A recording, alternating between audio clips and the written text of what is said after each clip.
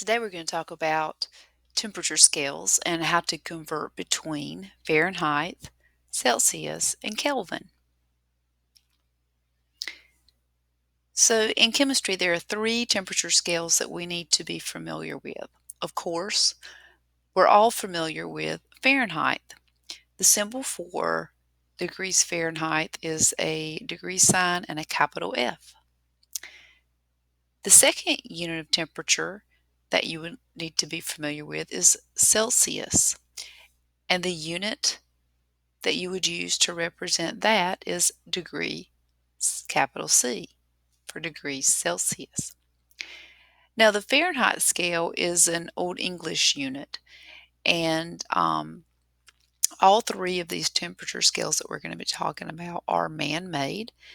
And in thinking about the second one, Celsius, this one was derived or invented, if you will, out of the desire to have a more user-friendly thermometer or temperature scale.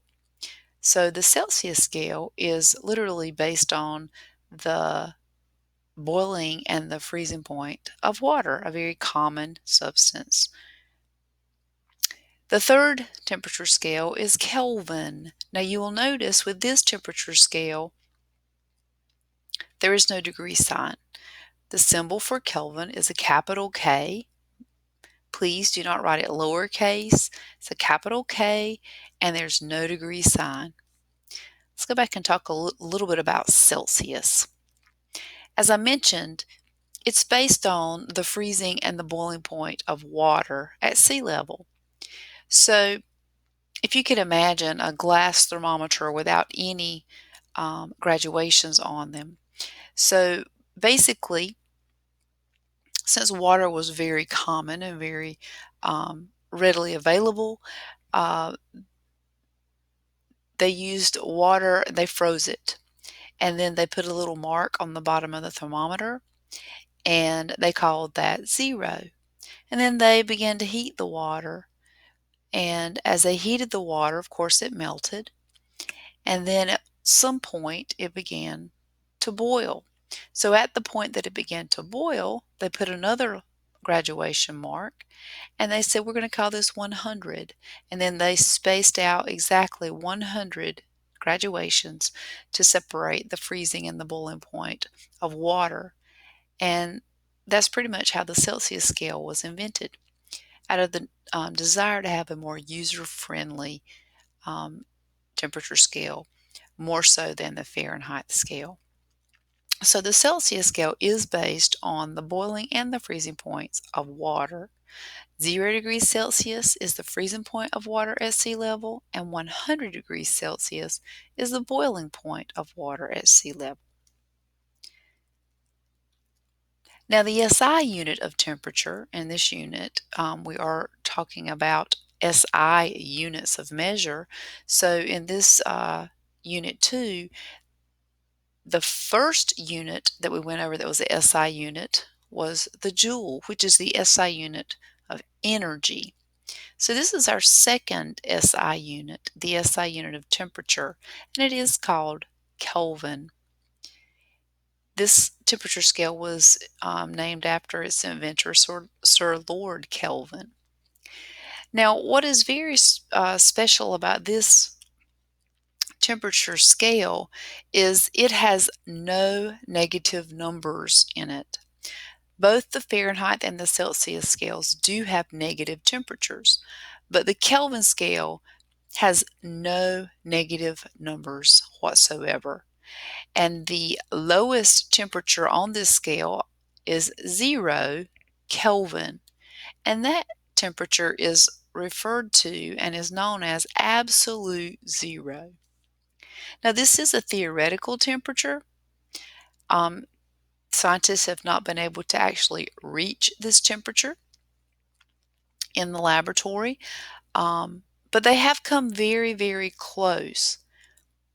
But theoretically, what scientists believe happens if they were to be able to reach 0 Kelvin is that all molecular motion of the molecules would stop. If you recall in Unit 1, we looked at several animations of solids and liquids and gases and even the plasma state. So even in the solid state, the solid particles were vibrating in fixed positions. That vibration is kinetic energy, and so even at very cold temperatures to us, and we would not notice the atoms vibrating, but they would be vibrating under normal cold conditions. But scientists believe that at 0 Kelvin, all molecular motion would stop, and you would have perfect order and a perfect crystal. So 0 Kelvin is a theoretical temperature.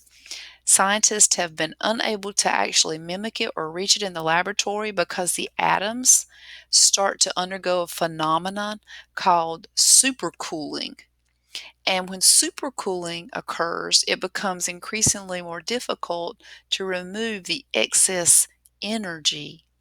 And it's almost like the molecules get into a cycle of melting and then refreezing, and then melting and then refreezing. So again, the Kelvin temperature scale has no negative numbers. It does contain a theoretical temperature known as absolute zero, which has never been reached. But scientists do believe that at that temperature, all motion of the molecules will stop, and you would have perfect order.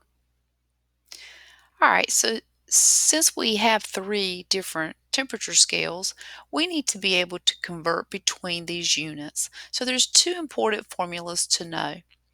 The first formula relates Kelvin to Celsius. Kelvin is equal to your temperature in Celsius plus 273 degrees. Technically, it's 273.15, but for the purposes of what we need to know, we're just going to remember 273. So Kelvin is equal to Celsius plus 273 degrees. The second formula we need to know, I have it in two forms here. I have it in its fraction form and its decimal form, but they both mean the same thing. So degrees Fahrenheit is equal to 9/5 times your temperature in Celsius plus 32. Or, and this is the way I prefer to use it, the way I will be using it in our examples in a little bit, Fahrenheit is equal to 1.8 times degrees Celsius plus 32. So 9 divided by 5 is in fact 1.8. To me, this is easier to remember, especially when you have to start manipulating the formula and solving for x.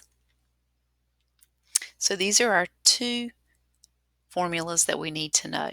Now, before we do any calculations, I want us to consider three thermometers side by side: Fahrenheit, a Celsius thermometer, and a Kelvin thermometer. Now, I would like for you in your notes to make sure that you do draw these thermometers, and we're going to label and compare them side by side comparison.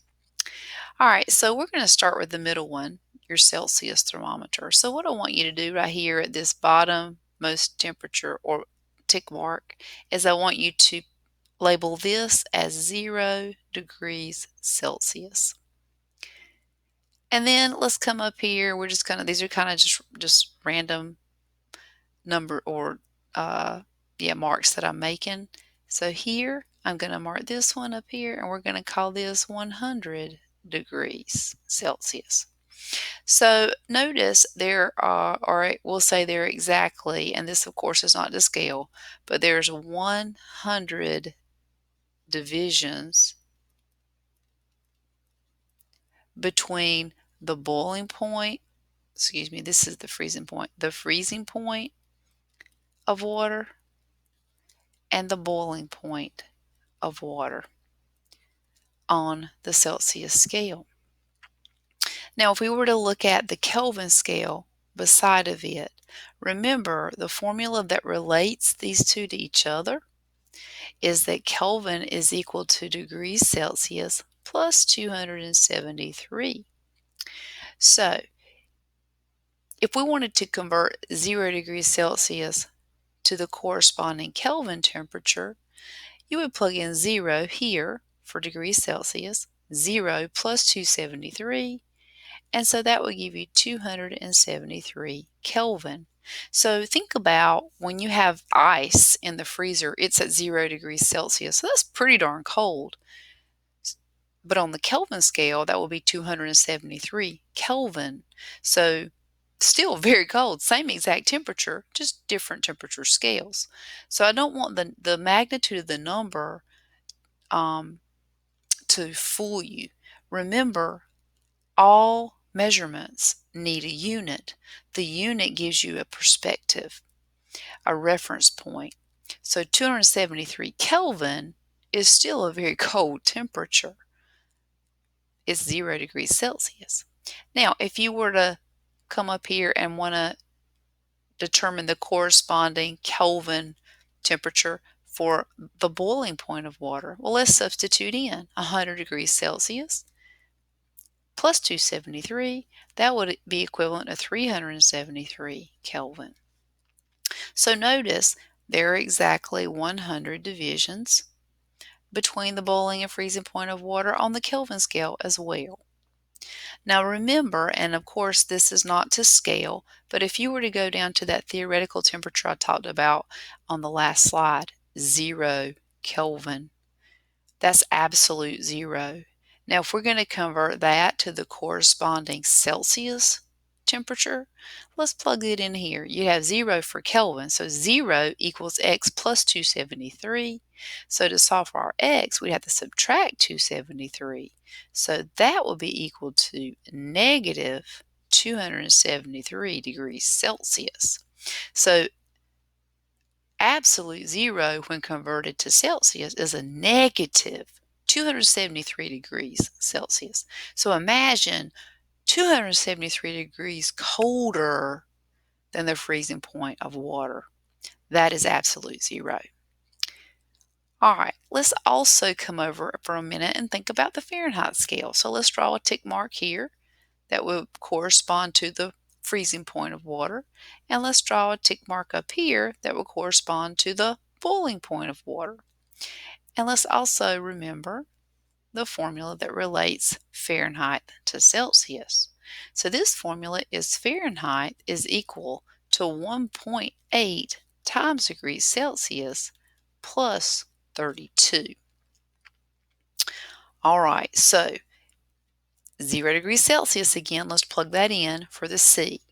So 1.8 times 0 is, of course, 0, plus 32 gives you 32.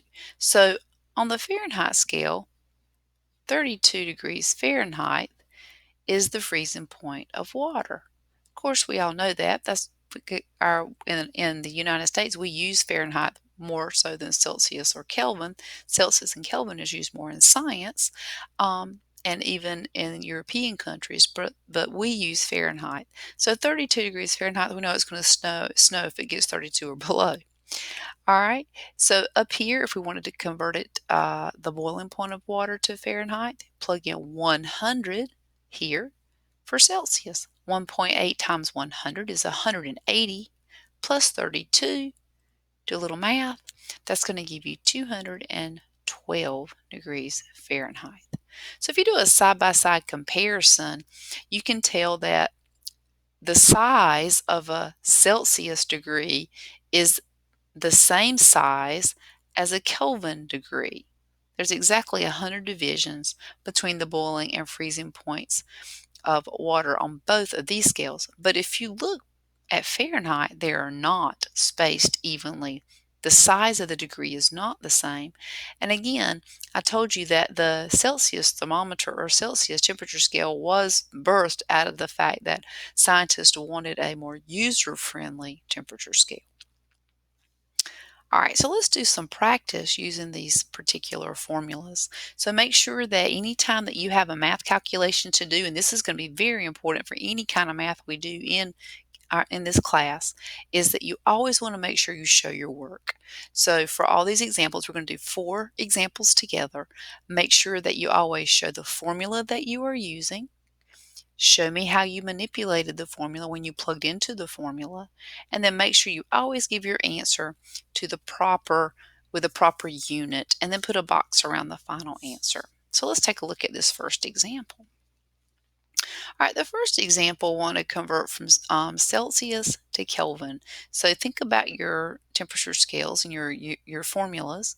And the formula that relates Kelvin and Celsius is Kelvin is equal to degrees Celsius plus 273. So that's where you would want to start with your formula. Always write your formula down. All right, so you're going to need your calculators out, and you're going to need to be doing these with me to verify that you do in fact get the same answer that I get. Now, later in this chapter, we're going to learn about something called significant figures. But for now, since we don't know about significant figures, we're going to round our temperatures as we do our conversions. We're just going to round them all to the nearest whole number for now for these examples. All right, let's plug in 170 where Celsius is, so get 170 plus 273. So now when you plug that into your calculator, you would get for your answer 443 Kelvin. Remember, there's no degree sign, and always put your unit after the number. Okay?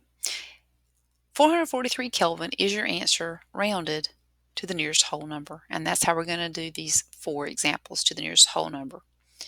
All right, so we have the formula, we have the plugging into the formula, we have the answer with the unit, and we have it boxed or circled in as our final answer. All right, example 2. The element gold melts at 1337.4 Kelvin. Express this in degrees Fahrenheit. All right, so we have 1337.4 Kelvin, and we want to go to Fahrenheit. Now, if you think back, we don't have one formula that relates these two directly to each other. So we're going to have to use both formulas here in order to get to the final answer. So since our given is in Kelvin, we're going to first use the formula Kelvin is equal to degrees Celsius plus 273. Kelvin is equal to degrees Celsius plus 273. All right, so let's plug in here for Kelvin. 1337.4 is equal to degrees Celsius plus 273. So now we need to isolate our variable, which means we're going to subtract 273 from both sides. And that's going to get rid of it on this side. So we're going to have 1337.4 minus 273. And that's going to give us, give you a second to plug it in. Hopefully for that you got 1064.4 degrees Celsius. And now we're going to take that and we're going to plug it into the formula that relates Fahrenheit to Celsius, which is Fahrenheit is equal to 1.8 times degrees Celsius plus 32. All right, so we're going to plug in our answer from the previous part. Don't clear your calculator out, y'all, when you're doing a calculation using an answer from one part and the next. Don't clear your calculator. So we're going to say 1.8, and you should still have this number in your calculator. 1064.4 plus 32. All right, so multiply that by 1.8 and then add 32. And we're going to round this answer here, the final part, to the nearest whole number. Hopefully, I'll give you time to plug that in. You get 1,948 degrees Fahrenheit. So That is the temperature in Fahrenheit at which gold will melt, 1,948 degrees Fahrenheit. Notice we have two formulas that we used here. Notice we've plugged in both times. There's your plug-in for both. You have your answer here and your final answer here. This particular problem would be worth more points than the previous problem because it is double the work. So anytime that you are doing workout, if it's a multi-step problem, it will be worth more points. All right, let's look at example 3. Now again, for each of these examples, it would be a good idea to pause the video and you work it out and then resume the video when you get your answer and then see if you get the same answer that I do. All right, so for the next example, it says we're converting 21 degrees Celsius to Kelvin. So we do have just one formula needed here because we know that Kelvin is related to Celsius. Kelvin is Celsius plus 273. So we're going to plug in 21 for Celsius. 21 plus 273, and we're going to round this to the nearest whole number. So when you add that, you should get 294, and again, capital K, Kelvin, no degree sign here. Next, 373 Kelvin, and we're going to Fahrenheit. So we're going to use first Kelvin is equal to degrees Celsius plus 273. That's our formula we're going to use first. And we're going to work from Kelvin to Celsius. So 373 is equal to degrees Celsius plus 273. Isolate our variable. So we need to subtract from both sides 273. And that's going to isolate the degrees Celsius. So 373 minus 273, this is one you probably can do in your head, is 100 degrees Celsius. So there's your Celsius answer. But we did want to go to Fahrenheit, so we're not quite done. So degrees Fahrenheit is equal to 1.8 times degrees Celsius plus 32. Let's plug in to the formula again. 1.8 times 100 plus 32, and that's going to give us 180 plus 32, and we're going to round it to the nearest whole number again. So hopefully for this one you get 212 degrees Fahrenheit. All right.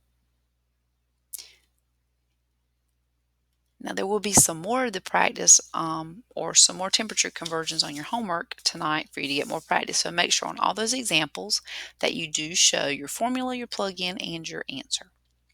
The last part of this lesson is on accuracy and precision. So far in this class, we have talked about some terms that common language anyway, non-scientific speaking, people use these words interchangeably or they mistake them for one another. We talked about theory and law, we talked about weight and mass, and now we're going to talk about accuracy and precision. Both of these are two important concepts when you're talking about measurements. The definition of accuracy, it is the closeness to the true value of a measurement. So basically, how close are you to the bullseye? How close are you to the true value? So if you were taking, for example, trying to determine the accuracy of a thermometer, and if you were using water, if you were trying to determine the temperature of boiling water and your thermometer said 99.9 or 100.0 or 100.1, that is pretty accurate for a measuring device because it's very close to the true value. But if you were looking at boiling water and had your thermometer in and your thermometer was registering 75 degrees Celsius, then it is not very accurate at all, and it would need to be calibrated. So accuracy is how close you are to the true value or the known value of a measurement. Now your accuracy depends on two things: the precision of your measuring device So how many tick marks does it have? How many graduations does it have? And it also depends on how carefully the measuring is done. So are you taking your time to make your measurement? Are you reading it at eye level? Or are you doing it really fast and hurriedly and just, being hasty with it? So your accuracy does depend on the precision of your measuring device and how carefully you are as you do the measuring. Now, precision refers to the reproducibility of a measurement. How repeatable is it? How many times can you do it over and over again and get the same or a similar answer? So reproducibility is the key word here with precision. Now, your precision depends on two things as well. It depends on the skill of the person. So, like, if you've got plenty of experience and you've practiced, just like if you're practicing anything, the more you practice, if you're practicing it properly, you're going to get better and better. You're going to hone your skills. So, your precision depends on the skill of the person and also the number of divisions on the measuring device. Like, if the measuring device has um, marks on it that allow you to measure to the hundredth of a decimal place, that's going to give you a very precise measurement versus a measuring device that has tick marks every one or whole number. So the number of divisions on the measuring device also would kind of govern your precision. Now, the best analogy I can give you with accuracy and precision is to think about a dartboard or a bullseye. And if we take the bullseye as our desired spot to hit, we'll call that the true value. So we're going to call the bullseye the true value. Now notice on the dartboard number 1, you've got 3 darts that have been thrown, and all 3 darts land in the very center. They hit the bullseye. So if the bullseye is our true value, then you would say that they are very close to the true value. So this is accurate. They have good accuracy. And they threw the darts 3 times, 3 different darts. And each time they reproduced the same result. So they have good precision. So this first dartboard represents accurate and precise, which is what you would want to be as a measurer as you're doing measurements. You want to try to be both accurate and precise. Let's look at dartboard number 2. Now in this dartboard, you will notice they also threw 3 darts. However, none of them hit the bullseye, so they have poor accuracy. But all 3 did land in the same area. They reproduced the same result. It just was a bad result. So it's good precision. Precision is how reproducible. If you can do the same thing over and over and over again, then technically you are precise. Now, if you're getting a bad result every time, it could be because the device needs to be calibrated. Maybe you're using a faulty device. Okay? So dartboard number 2 represents not accurate, but it is precise. And then the third dartboard, dartboard number 3. 3 darts were thrown, none of them hit the bullseye, and none of them repeated the same. So they have poor accuracy and poor precision here. Okay, so just to recap, our lesson today, we talked about the 3 temperature scales, Fahrenheit, Celsius, and Kelvin. We looked at how we could convert between Fahrenheit, Celsius, and Kelvin, and we practiced that a little bit. And we've just wrapped up with accuracy and precision.